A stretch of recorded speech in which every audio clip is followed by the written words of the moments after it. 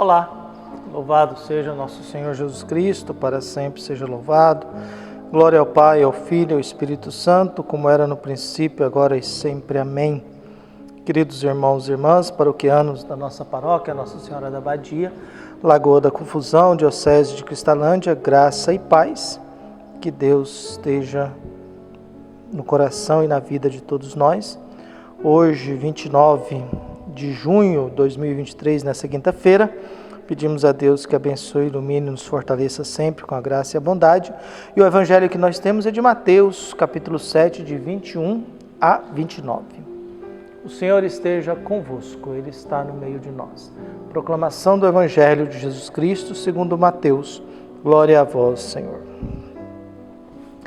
Naquele tempo disse Jesus a seus discípulos: nem todo aquele que me diz Senhor, Senhor, entrará no reino dos céus, mas o que põe em prática a vontade de meu Pai que está nos céus.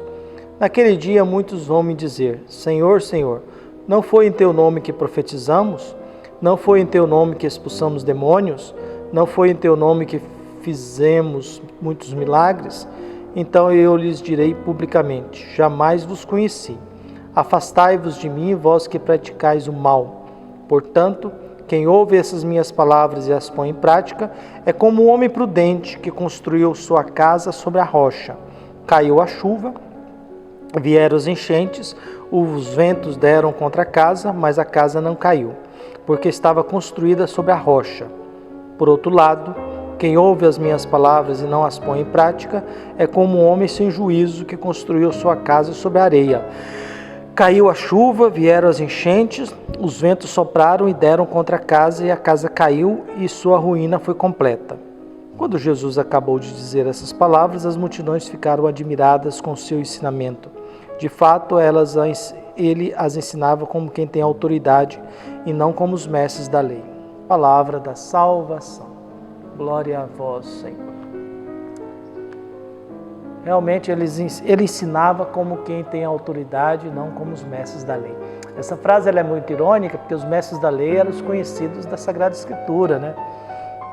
Eram homens que eram doutores da lei, né? Eram especialistas em Bíblia, né?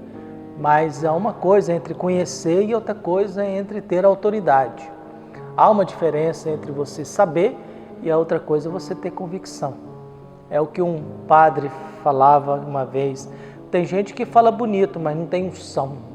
Viu? Tem gente que fala bonito, mas não tem unção.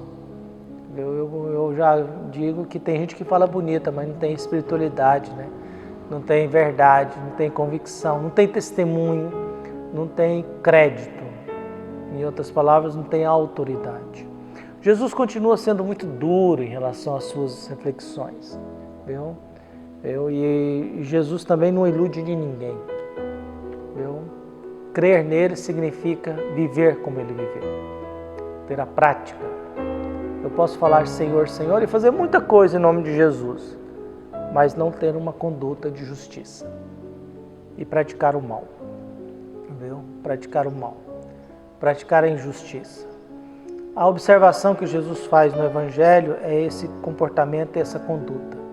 A conduta de que a gente faz o mal e que eu muitas vezes, em nome de Deus, faço o mal. Em nome de Deus eu exploro o outro. Em nome de Deus eu vou arrancando dinheiro de quem tem.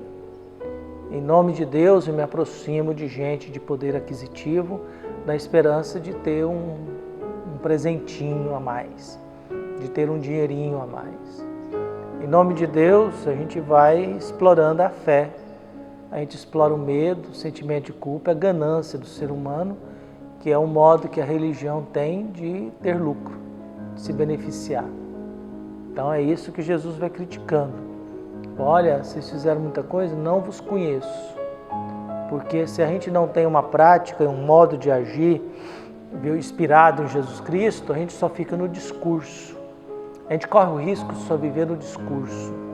A gente corre o risco só de falar. A gente corre o risco de não ter nada a apresentar, a não ser falatório, a não ser discurso, e não ter nenhuma prática que corresponde a isso. Não tem nenhuma prática que corresponde a isso. Viu? E é lamentável isso, né? Porque a hipocrisia ainda ela é muito grande, ela é muito forte no mundo em que nós vivemos. A falsidade ainda ela é muito forte. E a gente precisa de gente da misericórdia, a gente precisa de gente do diálogo, da compreensão, da aproximação. A gente precisa ainda de gente que nos acolha, de gente que nos abençoe, de gente que nos fortaleça, de gente que esteja do nosso lado, de gente que queira que o mundo seja melhor e não que pense só em si mesmo. A gente testa muitas pessoas quando elas perdem o poder. Quando elas perdem o poder, a gente descobre quem ela é de verdade. Quando alguém não é capaz de viver sem ser superior de uma casa e sem ter um cargo, a gente descobre quem ela é também. E eu conheço muitos padres que foram superiores a vida toda, né? Que nunca conseguiram viver sem ter um poder, sem ter poder de comando, de mando. E é lamentável, porque não são homens do serviço, não são homens da acolhida, não são homens da misericórdia, não são homens que fazem disso. E o perigo nosso, às vezes, é a gente escutar isso que Jesus disse: não vos conheço, não sei quem vocês são, porque vocês não fazem aquilo que eu quero que vocês façam, vocês não fazem aquilo que Deus espera, vocês falam, fazer não, vocês têm discurso, prática não. E cuidado com a imprudência de construir uma casa na areia e não na rocha. E por isso que a nossa fé deve ser construída na justiça e na honestidade. A nossa fé e o nosso comportamento tem que ter como base a oração e a prática da justiça. É o tema central de Mateus.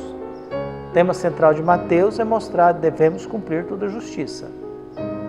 Que é a primeira frase de Jesus. Deixa como está. Devemos cumprir toda a justiça. E no Evangelho, capítulo 5, versículo 20, está a frase mais importante do Evangelho. Se a vossa justiça não for maior ou melhor do que a dos fariseus e doutores da lei, vocês não vão para o céu. Porque vocês sabem, vocês têm conhecimento, vocês têm clareza, vocês conhecem. Por isso, se a vossa justiça não for, vocês não vão para o reino de Deus. Por isso cabe a cada um de nós, no exercício da nossa fé, da nossa procura de ter a bênção de Deus, de pedir que o Espírito Santo de Deus venha até nós, nos traga uma paz, uma angústia, nos livre da angústia, ela possa estar fundamentada nisso. A minha conduta, ela é fundamentada na prática daquilo que é justo, daquilo que é correto e daquilo que é necessário, mesmo que às vezes a gente tenha que desagradar certas pessoas. Mesmo que às vezes a gente tenha que reprovar certas pessoas. E às vezes a gente tem que fazer isso para o bem delas, né? Às vezes a gente tem que fazer isso para que as pessoas possam crescer e amadurecer. Apesar de todo o sofrimento que é uma correção fraterna. Um abraço e até mais.